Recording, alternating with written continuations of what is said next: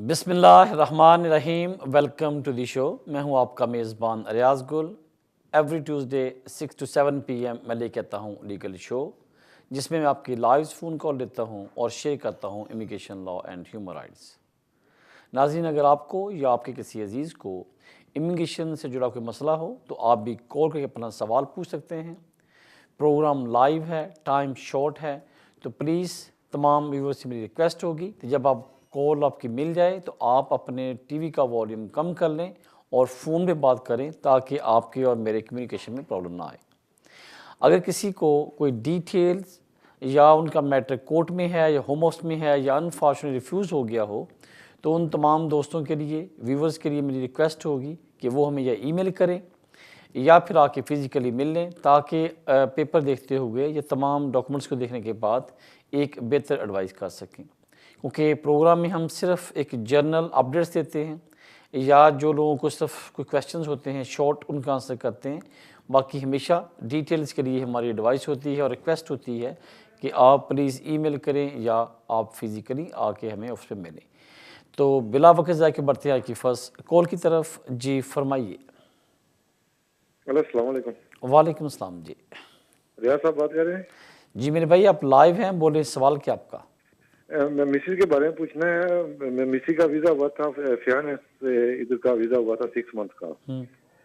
तो अभी हमने जब शादी की थी तो अभी हम 5 साल हो गए पूरे। अब हम अभी सेटलमेंट का अप्लाई कर सकते हैं? आपकी वाइफ को पहले 6 माह का वीज़ा कौन सा मिला है? फियान से इधर का जो है नहीं, दूसरा सन की शादी होती है इधर, हमारी रजिस्टर मैरिज 2016 में हुई थी। राइट।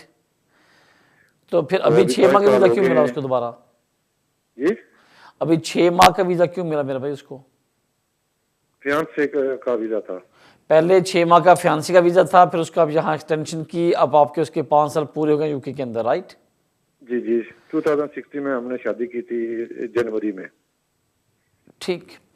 आपकी कॉल का शुक्रिया। देखें, 2 चीज़ें बस अंडरस्टैंड कर लें कि अगर आप या ब्रिटिश नेशनल हैं और आपकी स्पाउस ने आपके साथ एज योर डिपेंडेंट 5 साल पूरे कर लिए हैं, तो आप क्वालिफाइड करते हैं कि आप यहाँ पे एप्लीकेशन करें। आपने बोला कि शायद आपके लिए पहले वो फैंसी यूके में आई थी, फिर आपने 2016 में उनसे यहाँ पे शादी कर ली, वीज़ा अप्लाई कर लिया, अब आपके 5 साल हो गए हैं as a dependent of the British settle person the UK. तो yes of course she is qualified to make the application for ILR।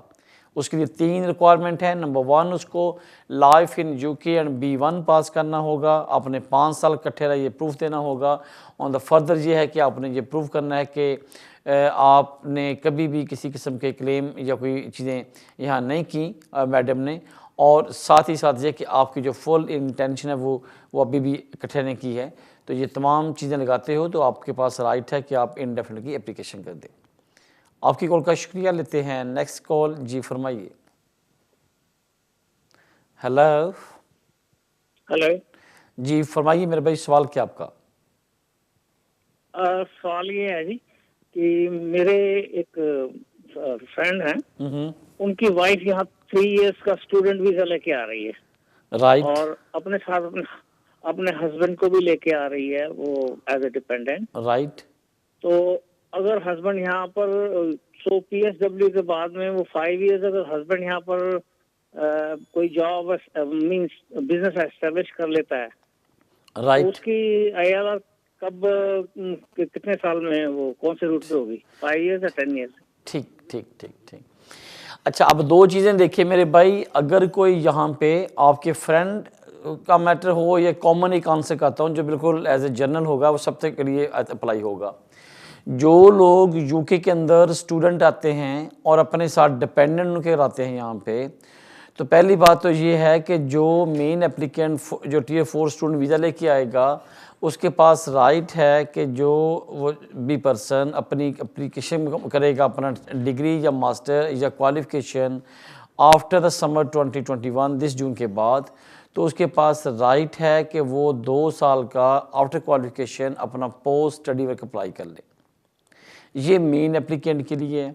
तो इसी तरीके से जब उसका जो डिपेंडेंट आएगा, उसके पास वीज़ा स्टूडेंट डिपेंडेंट होगा, फिर जब उसके पास PSW मिलेगा मेन एप्लीकेंट को, तो उसके हस्बैंड को भी साथ as a dependent of the PSW visa मिल जाएगा।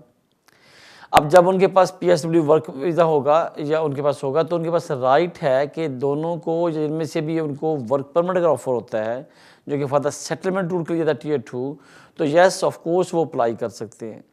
लेकिन इवन गवर्नमेंट ने ये कहा है कि अगर Tier 4 स्टूडेंट यहाँ पे स्टडी कर रहा है और उसके अगर डिपेंडेंट यहाँ पे क्वालिफाइड करता है कि उसको कोई जॉब मिलती है, ऑफर होता है, अप्लाई करता है, तो वो with in a country Tier 2 पे स्विच कर सकता है। इसी तरीके से अगर वो स्विच करता है तो विद इन अ कंट्री जो पॉइंट बेस्ड डिपेंडेंसी नहीं है, वो स्विचिंग नहीं है। लेकिन बहुत सारे केस में देखा गया है कि जब अगर मेन एप्लीकेंट को स्टूडेंट है जो पोस्ट स्टडी वर्क के ऊपर है, तो अगर उसका जो डिपेंडेंट है जब उसको वर्क परमिट यहाँ पे मिल जाता है, तो बहुत सारे केसेस में ये देखने में आया है कि उनके मेन एप्लीकेंट यहाँ पे विद इन कंट्री स्विच कर सकता है सब्जेक्ट टू उनके सर्कमस्टांसेस। लॉ ये कहता है कि मेन एप्लीकेंट को वापस जाके to come as a dependent of the Tier 2 work permit, लेकिन सम प्रोविजंस हैं जहाँ पे जाके अगर आप उसमें क्वालिफाइड करते हुए तो आप अप्लाई कर सकते हो। जो आपका सवाल था कि कैसे पॉसिबल है कि वो सेटल कैसे होंगे, आइडियली उनके लिए ये होगा कि जो मेन एप्लीकेंट मैडम यहाँ पे स्टूडेंट आ रही हैं, उनके हस्बैंड उनके डिपेंडेंट यहाँ पे आ रहे हैं, तो वो अपनी डिग्री मुकम्मल करते हुए जब पोस्ट स्टडी वर्क में जाएं तो उस वक्त जॉब अप्लाई कर लें, जब Tier 2 मिल जाए वर्क परमिट अप्लाई कर दें। तो जब उनको वर्क परमिट मिलेगा from that day to 5 years complete करने हैं विद इन द कंट्री, और उसके बाद वो इंडेफिनिट अप्लाई कर सकते हैं। अब आपके पास दो राइट्स होंगे, एक तो अपने ये चेक करना है कि क्या आपने वर्क परमिट में 5 साल पूरे कर लिए पहले, तो उस पर अप्लाई कर दें, या अगर आपने जो स्टूडेंट टाइम गुजारा, फिर उसके बाद पोस्ट स्टडी वर्क टाइम गुजारा, या उसके बाद थर्ड जो था अपने वर्क परमिट था, उन तीनों को मिला के अगर आपने 10 साल पहले पूरे कर लिए तो अब 10 साल के पहले अप्लाई कर देना। तो एनीवे ये दो ऑप्शंस होंगी, whether they can be apply on the base of the work permit on the और ऑन द लॉन्ग रेजिडेंसी। आपकी कॉल का शुक्रिया, लेते हैं नेक्स्ट कॉल। जी फरमाइए। हेलो। हेलो, अस्सलाम वालेकुम। जी वालेकुम अस्सलाम। जी सर मेरा 2 क्वेश्चन है। जी प्लीज़। मेरा तो पहला क्वेश्चन ये है कि 13 साल हो गए तो मैं साइन भी हूँ, तो पता नहीं क्या होगा। दूसरी बात ये है कि हमारा क्या होगा 13 साल, जो कोई आगे हमारा क्या फ्यूचर है। ठीक, ये दोनों सवालों का सेम आंसर है। लॉ के मुताबिक जो लोग यूके के अंदर रह रहे हैं विदाउट वीज़ा, या उनके पास वीज़ा था वो एक्सपायर हो गया, या उन्होंने एक्सटेंशन नहीं ली, या अनफॉर्चुनेटली किसी भी रीज़न से वो ओवरस्टे, इलीगल या विदाउट वीज़ा यूके में रह रहे हैं, तो उनके लिए बाय द लॉ 20 years के बाद वो अप्लाई कर सकते हैं। लेकिन इसका मतलब ये नहीं कि अब 20 years बैठे रहें, वेट करते रहें और फिर बाद में अप्लाई करें। लेकिन चाहिए ये कि अगर आप समझते हो कि आप यहाँ पे आए थे, वीज़ा एक्सपायर हो गया इस रीज़न से, लेकिन आपने यहाँ पे रहते हुए इस सोसाइटी में, कंट्री में, कम्युनिटी में आपने अपने आप को इंटीग्रेट कर लिया है, यहाँ पे अपने सोशल वर्क काम किया है, आपके ने कोई अचीवमेंट की है, कोई अपने एजुकेशन ली है, आप समझती हो कि इस रीज़न की वजह से आपको अप्लीकेशन करनी चाहिए अंडर द ह्यूमन राइट्स। दो डिफरेंट चीज़ें होती हैं। कुछ लोग कहते हैं कि मैं वापस नहीं जा सकता, मेरी लाइफ को ख़तरा है, तो उनकी एप्लीकेशन असाइलम उसको कहते हैं, असाइलम अप्लाई करना पड़ता है। लेकिन अगर आप कहते हो कि मैंने यूके में रहते हुए अपने आप को इस कल्चर में, कंट्री में, सोसाइटी में, कम्युनिटी में अपने आप को इंटीग्रेट कर लिया है बाय इकोनॉमिकली, फिज़िकली या फाइनेंशियली, तो उन तमाम चीज़ों को, स्पेशली जो आपका ना सोशल नेटवर्किंग है, या आपने जो कम्युनिटी में काम किया है, या आपने एजुकेशन की है, वो तमाम जो फैक्टर्स हैं वो आपकी एप्लीकेशन को स्ट्रेंथनिंग करेंगे। तो इसलिए आप देखें कि अगर आपने कुछ यहाँ से अचीव किया है, कुछ आपकी कंट्रीब्यूट किया है और आप समझते हैं कि आप वापस नहीं जा सकते, तो मेरे ख्याल में आपको किसी वकील को मिलना चाहिए, अपना केस डिस्कस करना चाहिए और यहाँ पे under the human rights application करनी चाहिए। आपकी कॉल का शुक्रिया, लेते हैं नेक्स्ट कॉल। जी फरमाइए। हेलो। हेलो। जी फरमाइए सर। हेलो, अस्सलाम वालेकुम सर। वालेकुम सलाम। सर मेरे 2 क्वेश्चन हैं। प्लीज़ फरमाइए जी। जी मेरा पहला क्वेश्चन तो ये है कि मैं स्पाउस वीज़े पर हूँ, 5 years रूट पे यहाँ पे। तो मेरी वाइफ जो यहाँ पे ब्रिटिश बोर्न है, तो मुझे मैंने अपनी वालदा को पाकिस्तान से बुलाना है। तो मुझे किसी ने मशवरा दिया है कि आपकी वालदा 65 इयर्स ओल्ड हैं, वो मेरे पर डिपेंडेंट हैं। राइट। उनकी डिपेंडेंसी ये ऐसे मैं शो कर सकता हूँ कि ओके, मेरे सवाल पास क्या, मैं जैसे मैं बताता हूँ, नाम। पूछता हूँ, सवाल क्या आपका? जी, मेरा सवाल ये है कि मैं अपनी वालदा को अपने पर डिपेंडेंट बुला सकता हूँ? ठीक।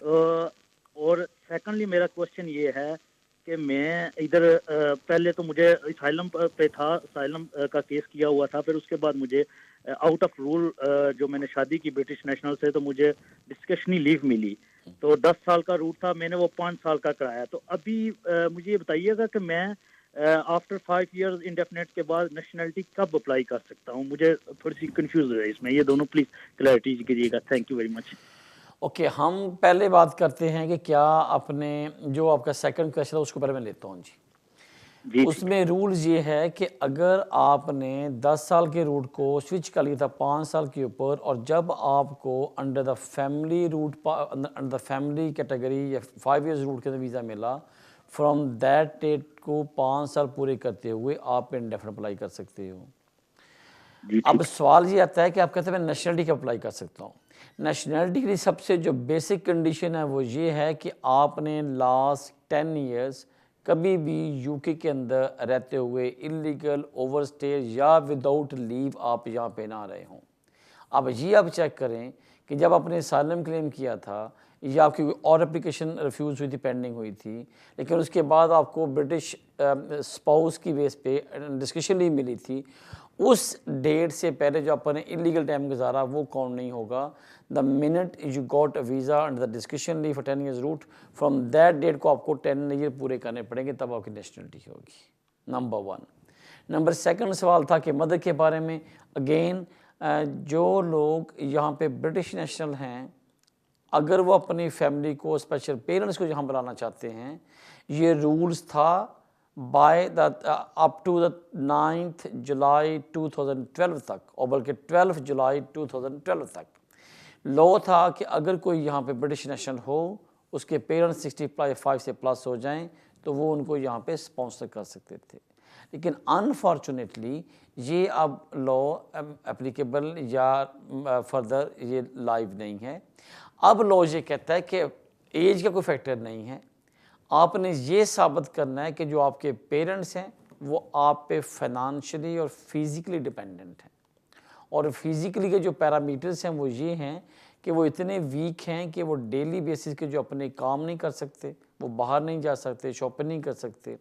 ऑन टॉप ऑफ दैट आप उनको वो इंटायरली आप पे डिपेंड करते हैं due to the finance and the physical. अगर ये 2 चीज़ें आप साबित कर सकते हैं और इसकी तमाम डॉक्यूमेंट्री एविडेंस प्रोवाइड कर सकते हैं, तो यस यू कैन अप्लाई।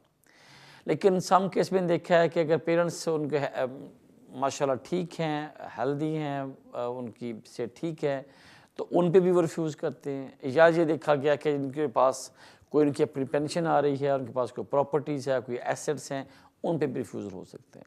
लेकिन अगर आपके पास तमाम डॉक्यूमेंट्री एविडेंस है कि यस कि आप पे वो डिपेंडेंट हैं फाइनेंशियली, सेकंड वो इतने अनफॉर्चुनेटली फिज़िकली वीक हैं कि without your wife, your family support वो अपने कंट्री में उनको मुश्किल हो रहा है, और थर्ड ये है कि उनका आपका कोई सबलिंग, जो आपका ब्रदर सिस्टर या कोई ऐसा वो कोई फैमिली इमीडिएट फैमिली मेम्बर अगर होम कंट्री में है, तो तब भी क्वेश्चन आएगा कि why they can't support her.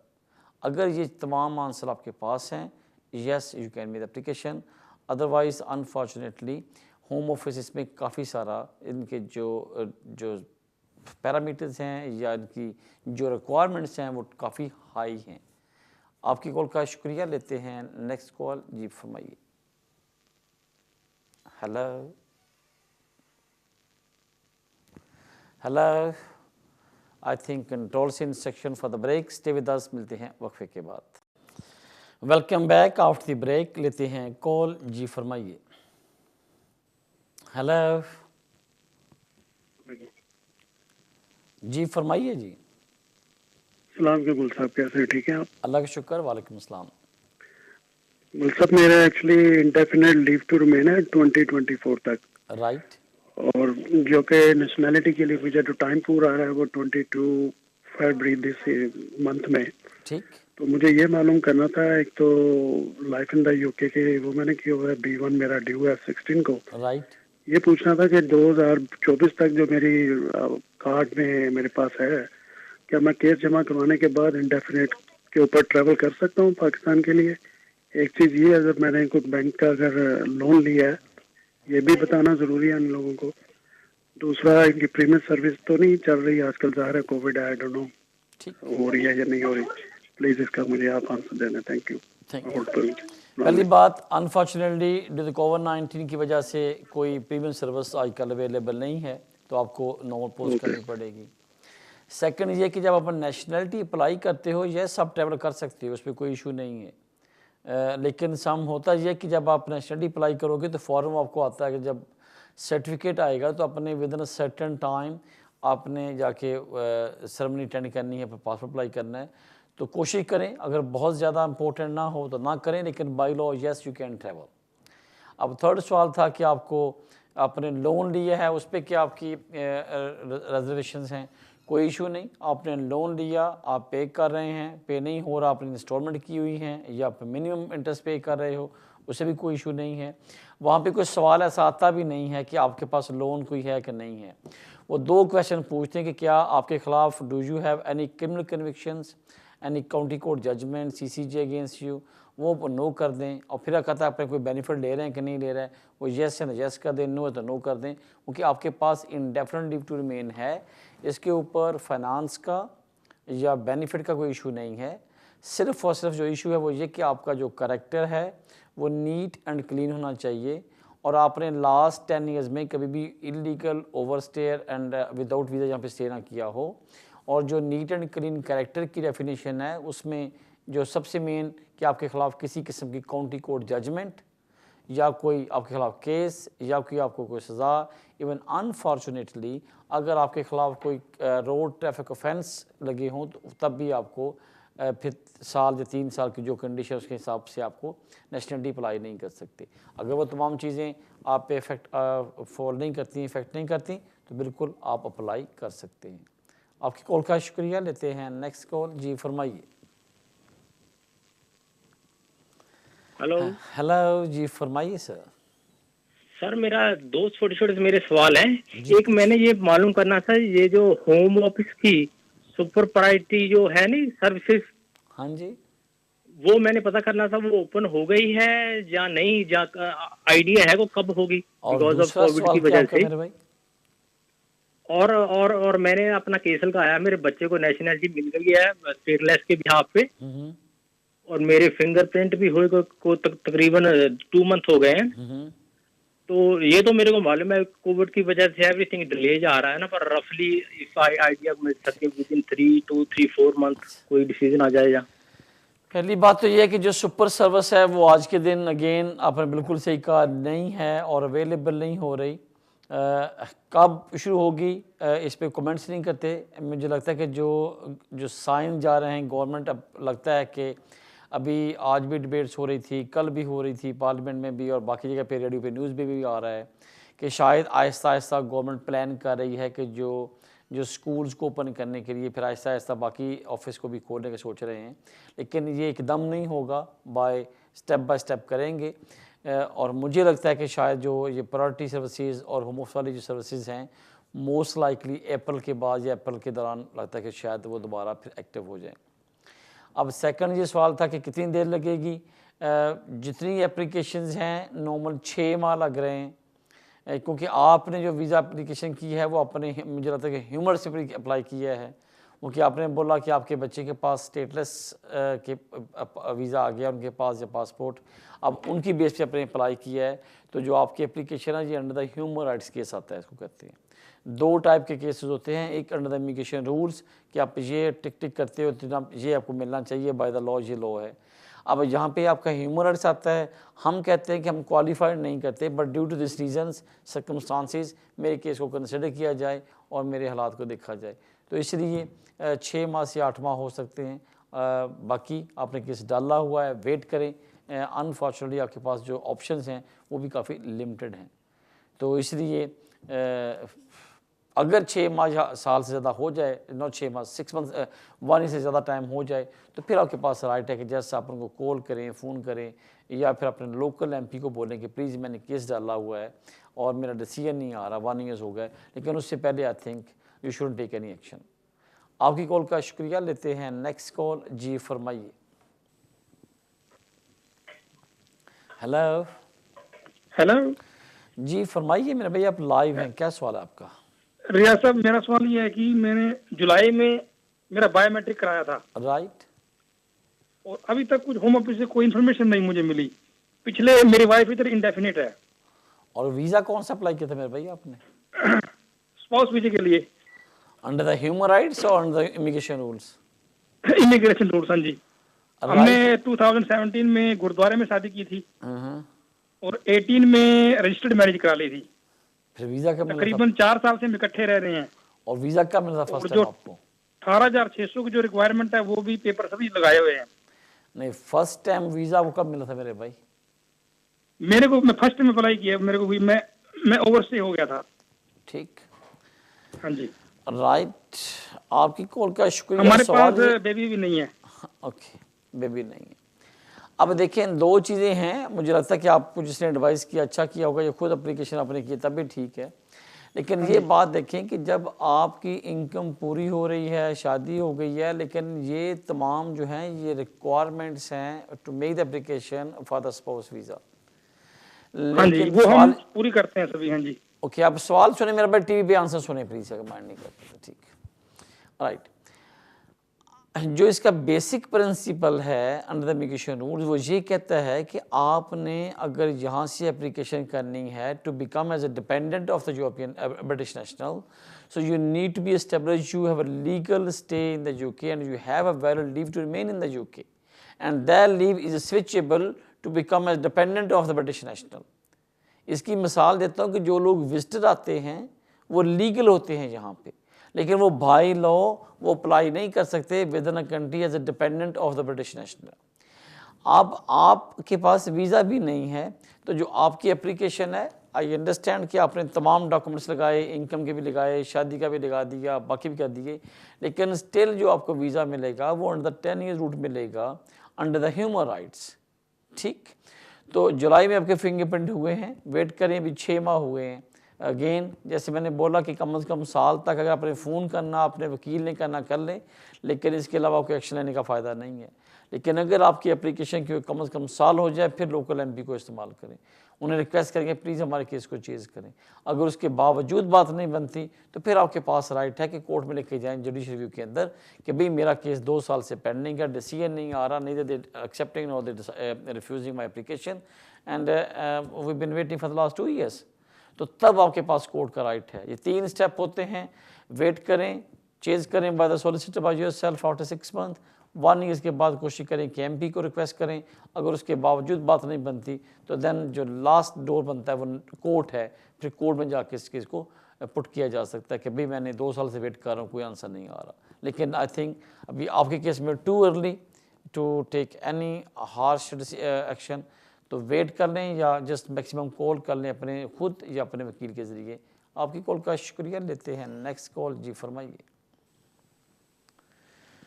Hello hello जी फरमाइए सर। जी, मेरा सवाल ये है, मेरी वाइफ का 5 साल का वीज़ा लगा है स्पाउस का, राइट, तो वो उनको सेकंड एक्सटेंशन मिल गया है।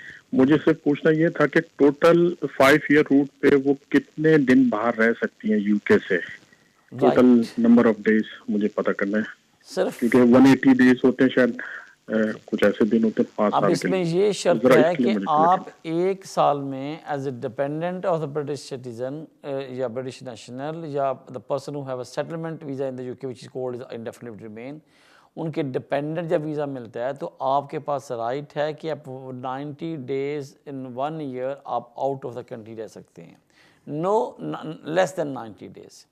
तो 1 साल में आपको 3 महीने कम से कम आप अगर बाहर चले जाएं तो कोई इशू नहीं आता। इसका मतलब ये हुआ कि अगर आप किसी भी साल में आप टोटल नंबर पे ना जाएं, आपने हर साल का साबित करना है, लेकिन अगर ये ना हो कि आप पहले कभी नहीं गए और 1 साल में आप 3-4 महीने चले जाते, 5 महीने, तो वो आपको जस्टिफिकेशन देनी पड़ेगी। और स्पेशल अगर लास्ट ईयर में होता है तो बिल्कुल, और उसका आपको प्रूफ देना पड़ेगा, अदरवाइज़ वो आपकी एक्सटेंशन कर देंगे। तो इसलिए 1 साल के अंदर you can't stay out of the country more than 90 days, ये एक रूल्स है। सेकंड ईयर की एक्सटेंशन हो गई है, उनको life in UK test pass करना पड़ेगा, B1 पास करना पड़ेगा, और जब वो यूके में इंटर हुई थी फ्रॉम दैट डे टू, अगर 5 साल पूरे हो जाएं तो वो एप्लीकेशन कर सकती हैं। आपकी कॉल का शुक्रिया, लेते हैं नेक्स्ट कॉल। जी फरमाइए। हेलो, आई थिंक जी अब टीवी बंद की आवाज़ कम कर दें, फोन जी बंद कर, टीवी बंद कर बेटा, टीवी बंद कर दिया। जी मेरी बहन फरमाइए।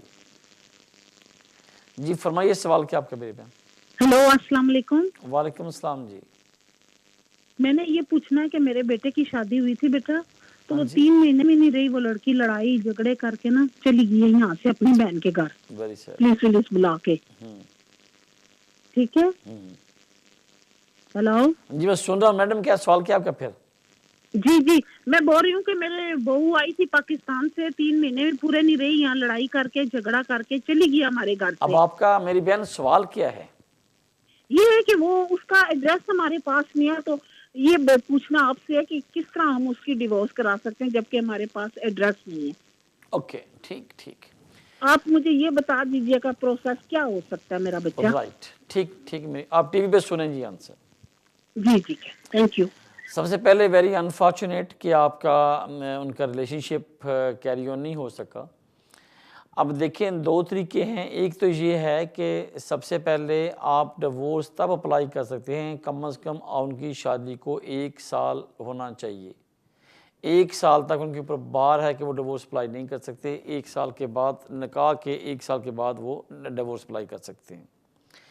अब सेकंड जो आपका सवाल ये था कि आपके पास उनका वेयर अबाउट या एड्रेस आपके पास नहीं है, तो आप उसको कैसे एक्नॉलेज करवाएंगे? आपके पास एक ऑप्शन हो सकती है कि आपके पास जो उसका लास्ट एड्रेस अवेलेबल था या उनके किसी फैमिली मेम्बर का था, आप वो एड्रेस उनको बता सकते हैं। डिवोर्स के लिए जो ये एड्रेस का जो होना या उसको एक्नॉलेज होना इसलिए इम्पोर्टेंट है कि कोर्ट इस बात को अश्योर करना चाह रही है कि जो आपने क्लेम किया है क्या उनको सर्व हुआ है कि नहीं हुआ है। इसलिए आपने वो तमाम जो मीन्स हैं वो यूज़ करने हैं for the deem of service के, जिससे ये साबित हो जाए या कोर्ट इस बात पे एग्री कर जाए या मुतफिक हो जाए कि yes the claim of the form with the grounds of the divorce, the statement of the applicant, all the paper has been served to the defendant या respondent। अगर आपके पास उसकी सिस्टर का एड्रेस है या उनकी फैमिली मेम्बर का address है या इवन उनके पास अगर आपके पास उसका ईमेल है जिससे ये साबित हो कि आपने उसको ईमेल भेजा और उसने ओपन कर लिया, आपने जज को इस बात पे मुतमिन करना है कि यस हमने आपको ये क्लेम डाला। देखिए क्लेम की सूरत क्या आती है, जब डिवोर्स करते हैं तो आप खुद डिवोर्स नहीं करते। यूके के अंदर डिवोर्स के लिए आपको काउंटी कोर्ट में अप्लाई करना पड़ता है। जब आप अपने डिवोर्स का फॉर्म फिल करते हैं, फीस लगाते हैं, मैरिज सर्टिफिकेट साथ लगाएंगे, स्टेटमेंट साथ होगी, आपकी ग्राउंड्स ऑफ डिवोर्स होंगी, तो उसकी 3 कॉपीज़ बना के आप कोर्ट को सबमिट करेंगे। पर आपने कोर्ट को वो अवेलेबल एड्रेस देना है जिस पे कोर्ट एक कॉपी ऑफ एप्लीकेशन उनको सर्व कर सके। अगर आप समझते हैं कि आपके पास कोई एड्रेस नहीं है तो आप उनको कम से कम ईमेल दे दें कोर्ट को कि ये ईमेल है जिससे हमारे से कम्युनिकेशन हो रही है, या ये ईमेल एड्रेस है जहाँ पे इसकी सिस्टर रहती है और अब बिलीव कि वहाँ से मूव नहीं किया उन्होंने। तो कोई ना कोई आपको एड्रेस जो लास्ट नोन एड्रेस अगर दे देंगे तो कोर्ट उसमें इजी होगा कि वो सर्व कर देंगे।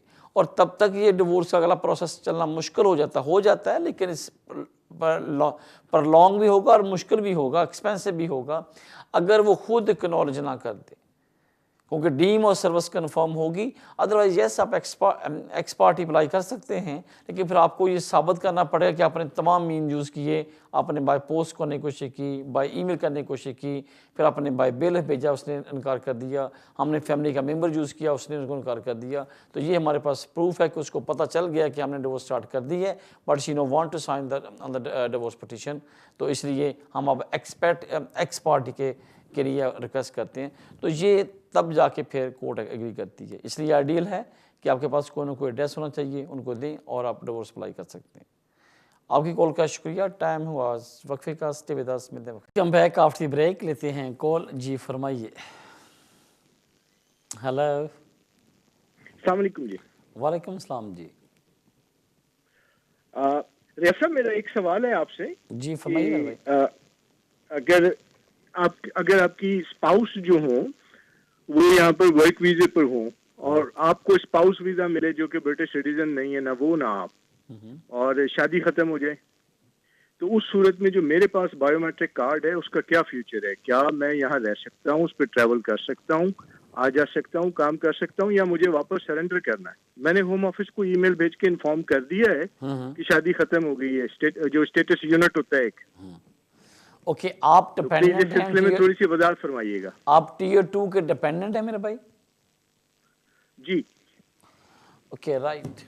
देखिए, अगर कोई पर्सन यूके के अंदर डिपेंडेंट है, और डिपेंडेंट का लफ्ज़ ही मतलब ये है कि आपका जो इमिग्रेशन स्टेटस है वो depend upon the main applicant, whether he is a British national, tier 2, tier 4, tier 1, किसी सूरत में भी वो उसके साथ साथ आपका जो वीज़ा है वो एज ए डिपेंडेंट मिलता है।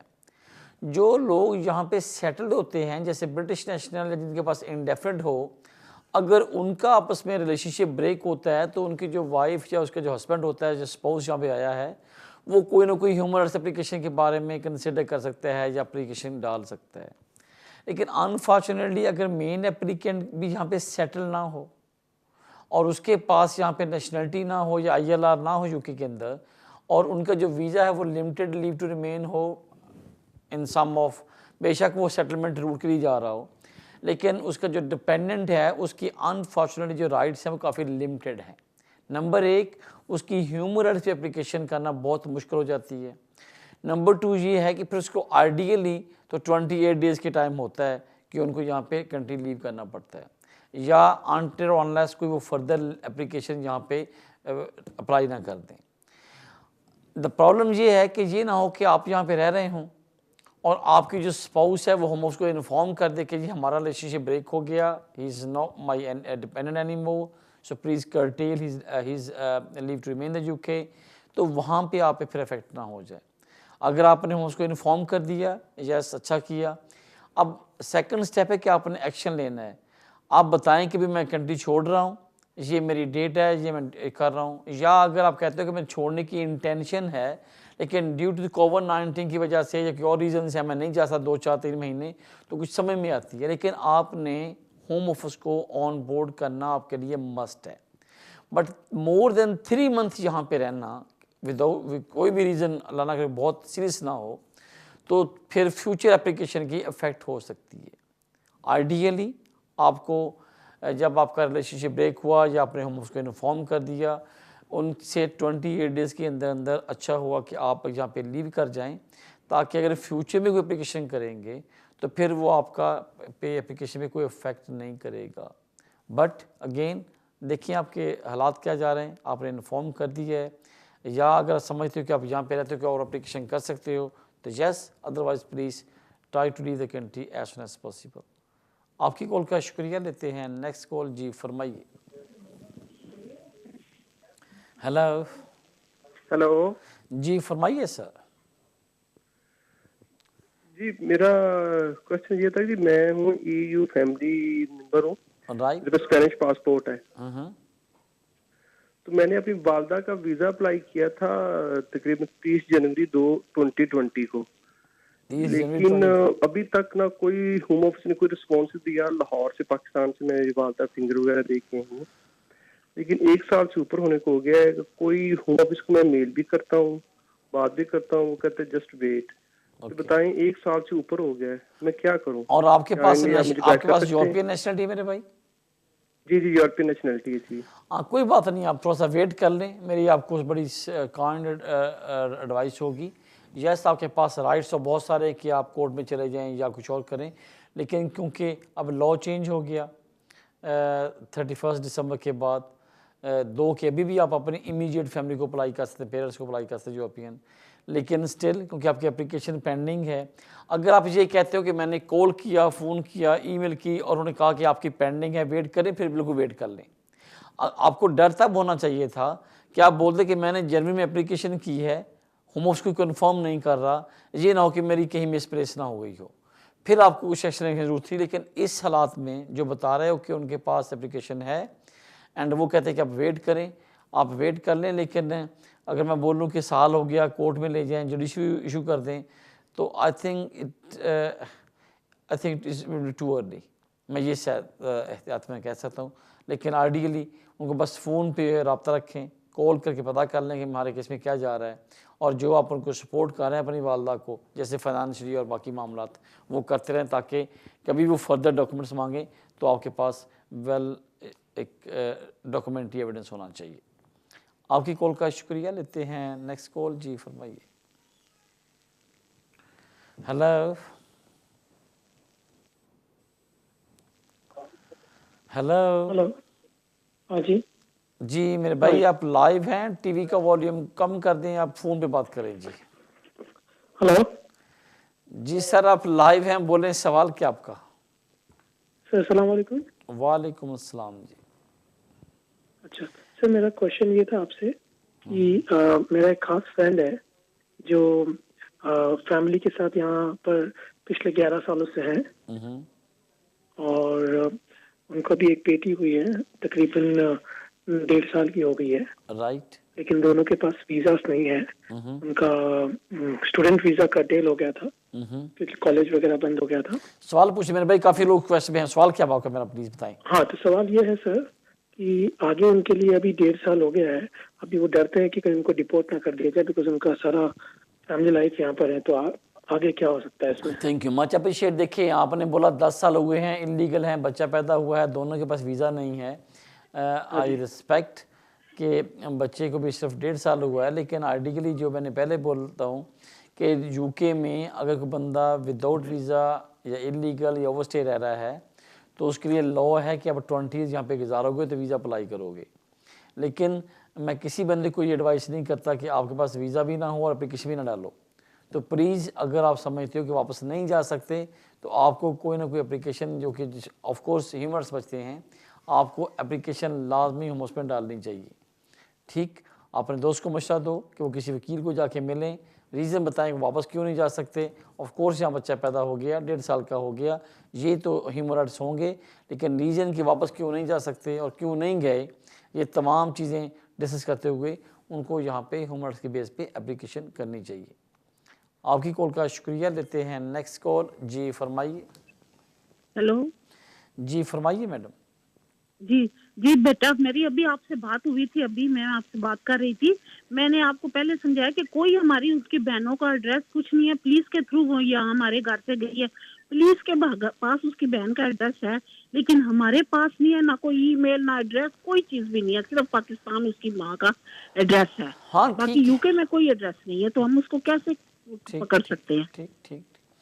मैंने बोला कि जो लास्ट नोन एड्रेस जहाँ पे आपको लगता है कि यहाँ पे उसको पता चल जाएगा कि मेरे खिलाफ डिवोर्स हो गई है, अगर यूके का एड्रेस नहीं है तो उसके पेरेंट्स का जो पाकिस्तान का एड्रेस है वो भी आप इस्तेमाल कर सकते हैं, या आप अपने किसी कोर्ट को रिक्वेस्ट कर सकते हैं कि आप हमें कॉपी ऑफ द जो पटिशन हमें दें, हमारा ये जो रिलेटिव है ये उनके घर में जानता है पाकिस्तान में, हम उसको भेजते हैं ताकि वहाँ से वो उनको सर्व कर दे। बट जब आप फैमिली मेम्बर को इस्तेमाल करोगे या यूज़ करोगे तो उस बंदे को एक एफिडेविट देना पड़ेगा, अपने पासपोर्ट की कॉपी देनी पड़ेगी और प्रूफ देना पड़ेगा कि यस कि वो कंफर्म कर रहा है कि मैंने जाके वहाँ पे सर्व किया, ये उनके फैमिली मेम्बर थे, उन्होंने लेने से इनकार किया या उसने एक्नॉलेज किया। तो एक जो फैमिली मेम्बर है वो भी ये काम कर सकता है, बट उसने आके कोर्ट के अंदर या कोर्ट को सबमिट करनी है कि एफिडेविट, इसलिए मेरी बहन आपको एडवाइस करता हूँ, ये थोड़ा सा आपके केस में इतना सिंपल नहीं है, तो किसी वकील से बात कर लें जो फैमिली लॉ को जानता हो या फैमिली लॉ काम करता हो। आप उनसे रिक्वेस्ट करके ये एप्लीकेशन करना ताकि आपके लिए ज़्यादा बेहतर होगी। मैं ये कोई कंडीशन नहीं है कि वकील ही कर सकता है, लेकिन अगर आप कॉन्फिडेंट हैं फेयर ना, लेकिन आपने को मुझे लगता है कि जो आपका केस इतना स्ट्रेट फॉरवर्ड नहीं है, इसलिए बेटर होगा कि आप किसी उस बंदे से अप्लाई करवाएं या उनको किसी को इंस्ट्रक्ट करें जो आपको बेहतर एडवाइस करते हुए ये आपके मामला को डील कर सके। आपकी कॉल का शुक्रिया। लेते हैं नेक्स्ट कॉल। जी फरमाइए। हेलो जी वालेकुम अस्सलाम। जी हेलो जी वालेकुम अस्सलाम। मेरे भाई आप लाइव हैं, सवाल किया है, टीवी का वॉल्यूम कम कर लें प्लीज। ओके जी रियाज गुल, बहुत शुक्रिया, आप बहुत अच्छा प्रोग्राम करते हैं। मेरा एक सवाल है आपसे। बहुत शुक्रिया मेरे भाई। कि जी CIS कंस्ट्रक्शन इंडस्ट्री स्कीम जो होता है ना, कौन सा, उसकी जो अर्निंग शो करती है स्पाउस वीजा के लिए, तो मैंने होम ऑफिस का वेबसाइट पढ़ रहा था कि जो CIS कंस्ट्रक्शन इंडस्ट्री स्कीम के जरिए जो काम करता है तो उसका जो टैक्स कॉन्ट्रैक्टर डिडक्ट करता है 20% ना, तो you can use the as a salaried pay slip, correct. दूसरा मैंने ये पूछना है, मैं काम कर रहा हूँ एजेंसी के साथ, 5 महीने हो गए हैं, एक थ्रू कंट्रैक्टर, वो कंट्रैक्टर मुझे बता रहा है कि you can join us directly, लेकिन मैं उसी कॉन्ट्रैक्टर के पास जाता हूँ तो मेरे मतलब है कि कॉन्ट्रैक्टर तो है कि लेकिन एजेंसी है, फिर वो चेंज हो जाएगा 5 महीने। मैं इस पे थोड़ा कंफ्यूज हूँ कि उसको ज्वाइन करूँ या ना करूँ।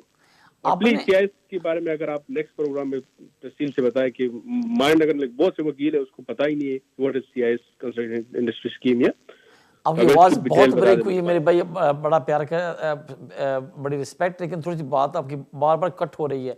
कौन सी स्कीम के बारे में डिटेल से बोलो मेरे भाई। CIS construction industry scheme, okay, जो लोग काम करते हैं ना कॉन्ट्रैक्टर के साथ ना, लेकिन वो सेल्फ एम्प्लॉयड होता है, लेकिन होम ऑफिस कहता है कि we can consider this as salaried because क्योंकि 20% टैक्स डिडक्ट होता है ना। जी जी हाँ जी बिल्कुल। तो मेरा सवाल ये है कि मैं अगर एजेंसी के साथ काम कर रहा हूँ 5 महीने और मुझे अभी वो कॉन्ट्रैक्टर काम मैं डायरेक्टली ज्वाइन करूँ, तो अगर मैं 5 महीने एजेंसी के साथ करूँ, सेम कॉन्ट्रैक्ट को डायरेक्टली ज्वाइन करूँ, तो मैंने 6 महीने वो मतलब है कि वो फर्क आ जाएगा, वो फिर बिगिनिंग से स्टार्ट होगा, क्या होगा। आपने वीजा कौन सा अप्लाई करना मेरे भाई, स्पाउस वीजा अप्लाई करना आपने? ILR spouse, yes correct. ठीक ओके राइट। और सवाल आपका कोई है मेरे भाई? और सवाल ये, अगर आप नेक्स्ट प्रोग्राम प्लीज CIS के बारे में थोड़ा बताइए, बहुत से लोग कंफ्यूज है ना। इंशाल्लाह वेलकम, बड़ी मेहरबानी होगी। थैंक यू मेरे भाई। भाई सबसे पहले शुक्रिया, देखें आपने अच्छा किया, और हकीकत भी ये है कि हर जो बंदा है या सॉलिसिटर्स हैं, हम लोग हर चीज़ में एक्सपर्ट नहीं भी होते, और किसी ने आप इस पर ज़्यादा रोशनी डाली तो मैं अंडरस्टैंड कर रहा हूँ इस बारे में। अब सवाल देखें, जो स्पाउस वीज़ा हो या अपने एक्सटेंशन अप्लाई करनी हो या अपने इंडेफिनिट अप्लाई करना हो, जब बात आती है ना इनकम थ्रेशोल्ड की, तो उसमें लॉ के मुताबिक आपने लास्ट 12 मंथ में whether you was employ, self employ, आपकी 1 जॉब थी, 2 जॉब थी, आपने ये प्रूव करना है कि आप यू अर्न मोर देन 18,600। लेकिन वो कहते हैं कि एग्जेम्पशन है उन लोगों के लिए कि आप 6 मंथ की इनकम पे रिलाई कर सकते हो अगर आप 2 शर्तें बेसिक पूरी कर रहे हो। नंबर 1, आप सेम एम्प्लॉयर के लिए काम कर रहे हो और आपकी जो सैलरी है वो जो सबसे मिनिमल सैलरी जिस मंथ आई होगी उसको मल्टीप्लाई करेंगे हम 6 के साथ, और वो आपकी 9,300 से ज़्यादा होनी चाहिए। सपोज़ करें कि आपने लास्ट 6 माह में काम किया, पहले कुछ किसी महीने आपने 4 कमाया, किसी में आपने 3 कमाया, लेकिन एक महीना ऐसा भी आया था कि आपने 1200 पाउंड कमाया है लास्ट 6 मंथ में, तो अनफॉर्चुनेटली वो 12 मंथ बाय 1200 टाइम 6 मल्टीप्लाई होगा और वो बनेगा 7,200, तो आप मीट नहीं करेंगे क्राइटेरिया। तो इस तरह के हालात में हम दोस्तों को एडवाइस करते हैं कि आप कोशिश करें कि अपने जो साल की इनकम है उस पर रिलाई करें। 6 मंथ की जो प्रोविजंस है या उसमें जो लोग फ़ायदा उठाते हैं वो मोस्ट लाइकली उनको वही उठाते हैं जिन्होंने कंपनी ज्वाइन की या चेंज किया, लेकिन उनकी इनकम का जो लेवल था, मिनिमम लेवल भी वो कम से कम 1,600 से अबव था, और वो सेम कंपनी में सेम रोल के लिए काम करते रहे हो। इवन सम हो कि अगर आप रोल चेंज करते हो और तब भी मसला आ सकता है। आपके इसमें मेरे भाई जो आप जा रहे हैं उसमें मैं अंडरस्टैंड कर रहा हूँ कि आपने पहले एज ए एजेंसी काम किया और अब आप उसके एम्प्लॉय होने जा रहे हो, तो इसका मतलब ये हुआ कि नेशनल इंश्योरेंस हमेशा कटता है, आई अंडरस्टैंड, लेकिन पहले जो नेशनल कट हो रहा था वो आपको आउटसोर्स यूज़ कर रहे थे एज ए कॉन्ट्रैक्टर और पे करते थे। अब आप उनके एम्प्लॉय होने जा रहे हो, आप पहले उनके एम्प्लॉय नहीं थे। एम्प्लॉय का मतलब ये है कि अगर आप किसी कंपनी में जॉब करते हो तो वो company employer is responsible to inform to the HMRC, जो RTA उनका विदिन 28 डेज़ के अंदर अंदर इशू होना चाहिए।